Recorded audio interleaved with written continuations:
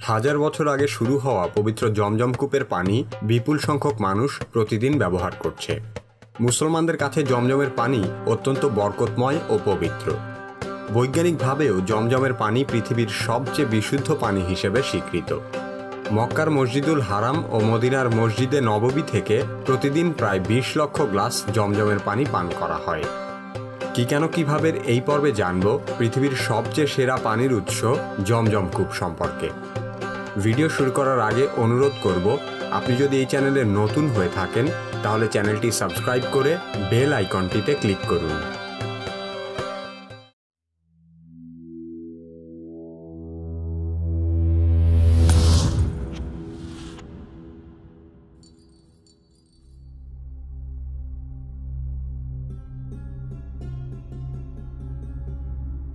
পবিত্র কাবাঘর থেকে মাত্র ২১ মিটার দূরত্বে অবস্থিত আল্লাহর কুদরতের বাস্তব নিদর্শন জমজম কূপ।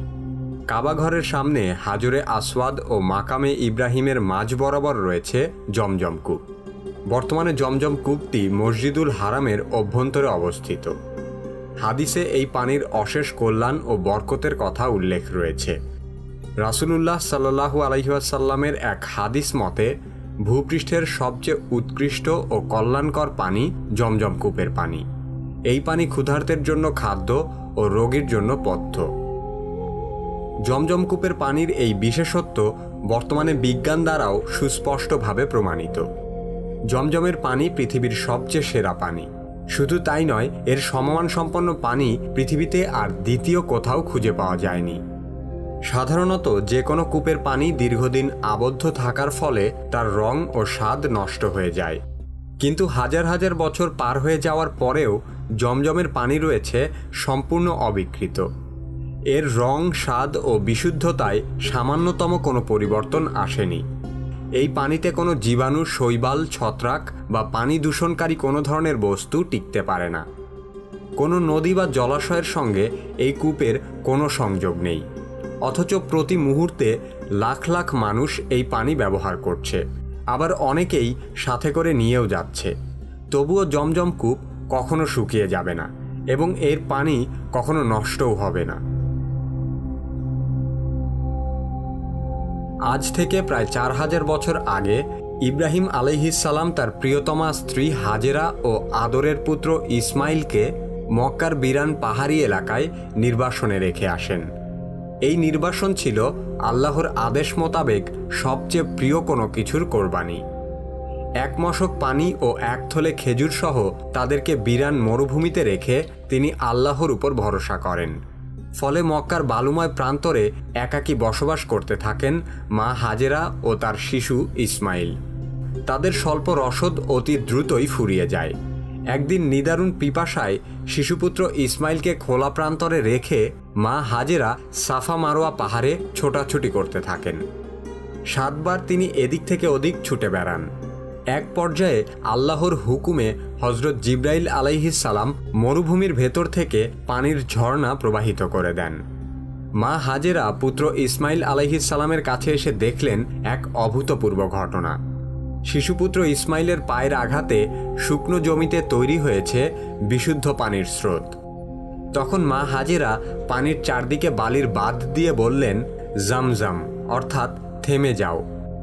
সেই থেকে এখনো পর্যন্ত জমজম কূপ বহাল রয়েছে এবং কিয়ামত পর্যন্ত থাকবে বলে মুসলমানদের দৃঢ় বিশ্বাস।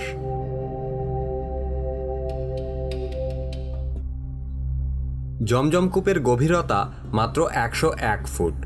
কূপের পানির স্তর মাটি থেকে প্রায় ১০.৫ ফুট নিচে অবস্থিত। দুইটি বিশাল আকারের পানির পাম্পের সাহায্যে প্রতি সেকেন্ডে ১১০০ লিটার থেকে ১৮৫০ লিটার পর্যন্ত পানি উত্তোলন করা হয়। পানি উত্তোলন করার পর এর স্তর ৪৪ ফুট নিচে নেমে যায়, কিন্তু পানি উঠানো বন্ধ করার মাত্র ১১ মিনিট পরেই আবারও পানির স্তর স্বাভাবিক পর্যায়ে চলে আসে। জমজমের পানির চাহিদা জ্যামিতিক হারে বাড়তে থাকায় পানি সরবরাহে সৌদি কর্তৃপক্ষ রীতিমতো হিমশিম খায়। তাই ২০১০ সালে মক্কার কাদাই এলাকায় জমজমের পানি সরবরাহের জন্য বিশাল এক প্রকল্প তৈরি করা হয়। সৌদি আরব সহ বিশ্বের অন্যান্য প্রান্তে জমজমের পানি পৌঁছে দেওয়ার জন্য এখানে স্বয়ংক্রিয়ভাবে জমজমের পানি বোতলজাত করা হয়। এখান থেকে প্রতিদিন সরবরাহ করা হয় 1,50,000 লিটার জমজমের পানি, কিন্তু হজের মৌসুমে এই পরিমাণ গিয়ে দাঁড়ায় দৈনিক 4 লক্ষ লিটারে। এই প্রকল্প থেকে প্রতিদিন 10 লিটারের প্রায় 15 লক্ষ বোতল জমজম পানি সংরক্ষণ করা হয়। এখান থেকে পরবর্তীতে বিশেষ ট্যাঙ্কারের মাধ্যমে মদিনার মসজিদে নববী সহ সৌদি আরবের অন্যান্য স্থানে পৌঁছে দেওয়া হয় জমজমের পানি। কিছু কিছু স্থানে জমজমের পানি শীতলীকরণ করেও পরিবেশন করা হয়। মুসল্লি ও দর্শনার্থীরা যাতে নিজেদের প্রয়োজনে জমজমের পানি নিয়ে যেতে পারে সেজন্যও রয়েছে পৃথক ব্যবস্থা। এছাড়া মক্কা ও মদিনার 2 মসজিদের মুসল্লিদের সুবিধার্থে বহু স্বেচ্ছাসেবক জমজমের পানি পিঠে বহন করে সরাসরি পরিবেশন করে থাকে। সেই সাথে বিভিন্ন ছোট ছোট বোতলজাতকৃত পানীয় সরবরাহ করা হয়। সৌদি আরব সহ অন্যান্য মুসলিম দেশে বাণিজ্যিকভাবে জমজমের পানি মজুদ ও কেনাবেচা সম্পূর্ণ নিষিদ্ধ। 2 পবিত্র মসজিদের অসংখ্য কর্মী সাধারণ মানুষের কাছে জমজমের পানি পৌঁছে দেওয়া ও এর রক্ষণাবেক্ষণের জন্য নিরলস কাজ করে যাচ্ছে।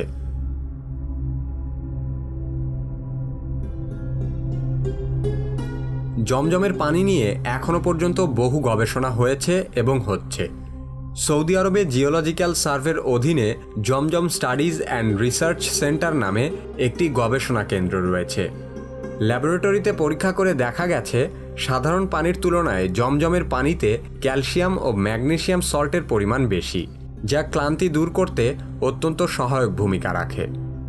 ব্রিটিশ স্বাস্থ্য মন্ত্রণালয়ের অধীনে নটিংহাম বিশ্ববিদ্যালয়ের খাদ্য ও পুষ্টি বিভাগের গবেষণায় প্রমাণিত হয়েছে জমজমের পানি মানুষের স্বাস্থ্যের জন্য শক্তিবর্ধক হিসেবে কাজ করে।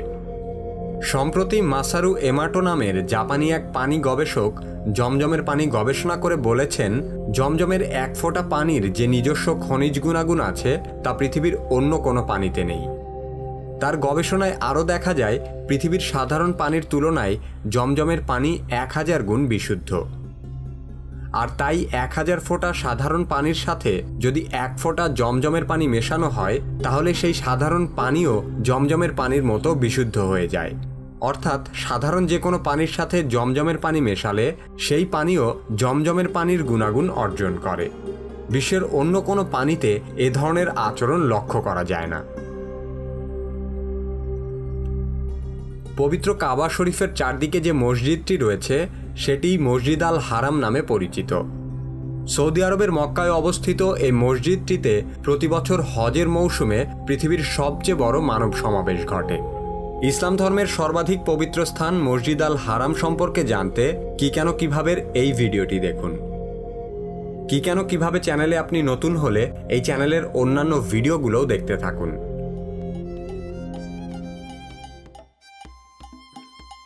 এ ধরনের ভিডিও নিয়মিত দেখতে চাইলে কি কেন কিভাবে সাবস্ক্রাইব করুন।